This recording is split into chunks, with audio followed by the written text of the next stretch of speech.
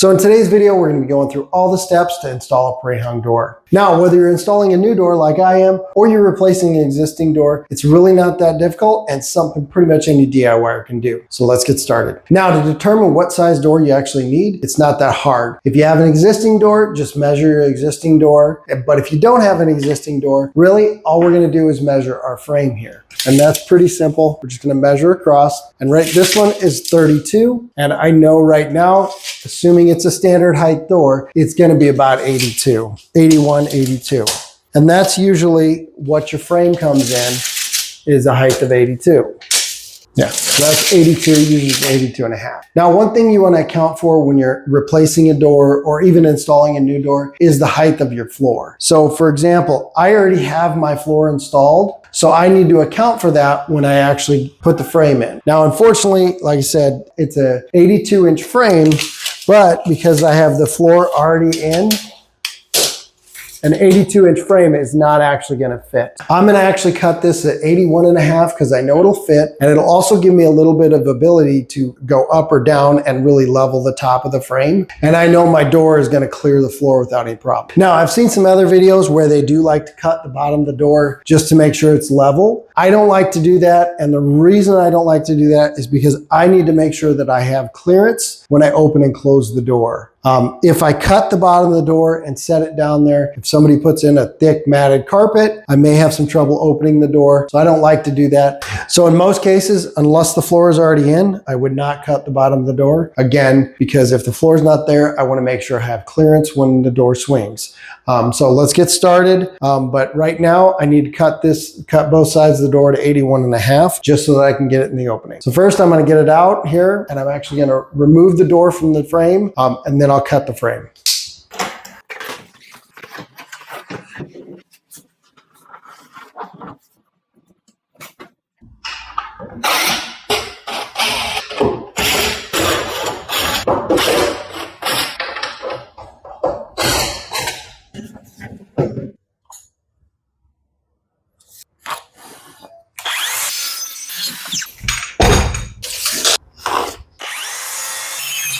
Now that we got our door frame cut, we can go ahead and just verify that it fits.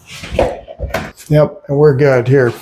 I'm going to leave that in place right there. Now on the door hinge side, I'm going to go ahead and put some shims up top here, and then I'm going to set this temporarily in place. So when we install shims, we want to install from both sides. So at this point, we're going to install our shims like this, so they sit on top of each other. And this way we're going to get a level surface to attach our door to. If we only installed one shim, we tried to secure it, this side would be thicker, and then we'd end up twisting the frame. So we always want to install shims from both sides like this whenever possible. Now, the other thing I like to do is secure a shim across the face. Now, I'm not going to do it on this side because I'm installing the door this way, but I'm going to install it on this side, but I'm going to put a nail here and put a nail here. I want to make sure I nail in the spots that I know are going to be covered. But an easy thing to do, take a shim, put a nail there, put a nail there.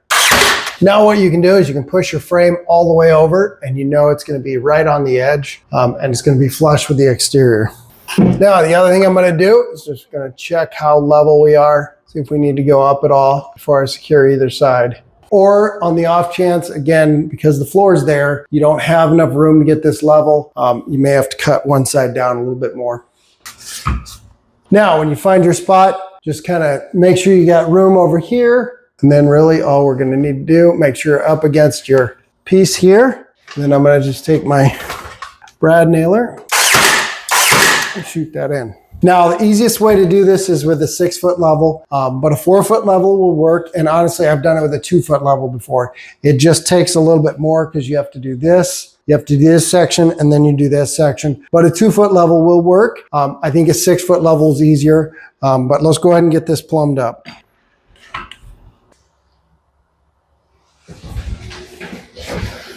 Now, if I can, I like to put my shims pretty much above my hinges, and I will come back later and actually secure those a little bit better.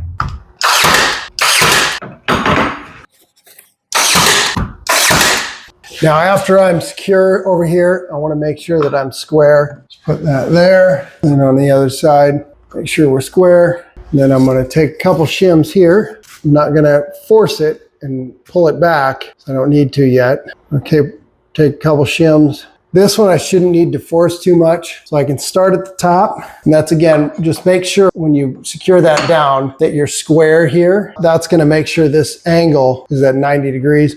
That's a good way to start your plumb. So I know I'm good there, and that's right there is where I need to be. So I can go ahead and secure that, push it all the way back. Now I'm gonna take my level and I'm gonna do the same process on this side and make sure I'm plumb up and down. Second set of shims, I like to go probably about halfway down, kind of closer to the latch here. Just go find a spot. Then we're gonna, again, make sure it's plumb. Adjust your shims as necessary. You wanna make sure you're pushing your level more at the top. We don't care as much about the bottom because the bottom hasn't been secured. So we wanna make sure right in here, we're plumb. Pushing against those shims and pushing against the top here, just to make sure you're plumb. Just nail it in. Now, along with making sure this is plumb, I like to take some measurements from side to side just to make sure my opening stays the same throughout. Now, I can see already that I might be a little bit pushed out there, so I might have to tighten that down, but that's what my screws are going to be for.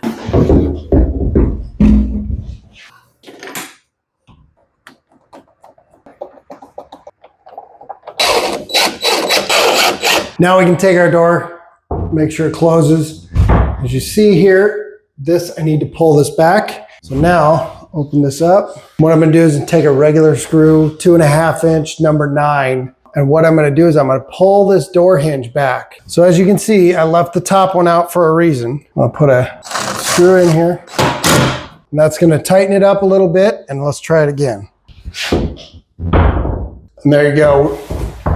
We've got a good reveal here. We could actually pull this in a little bit too as well. So I'm gonna put some shims here and suck this back in because this is bowing a little bit. Now, unfortunately, composite door frames like this do bow pretty easily. We need to adjust. And there we go. Now the door closes properly.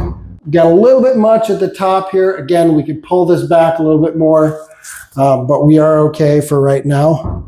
Now, we can definitely still pull this top over a little bit, but those are some adjustments you can make as you go, kind of after the fact. Again, that would be simply just put another screw in here and pull this top over a little bit, and that'll pull the door over as well. But just some things you can do. But really, that's all there is to it. The door's in the frame. It's secure. Again, for me, just my brad nailer and some shims, and you can get that door put in pretty easily. So, as always, thanks for watching. If you're not a subscriber, make sure you click below, hit that subscribe button, and make sure you like the video, and we'll catch you on the next one.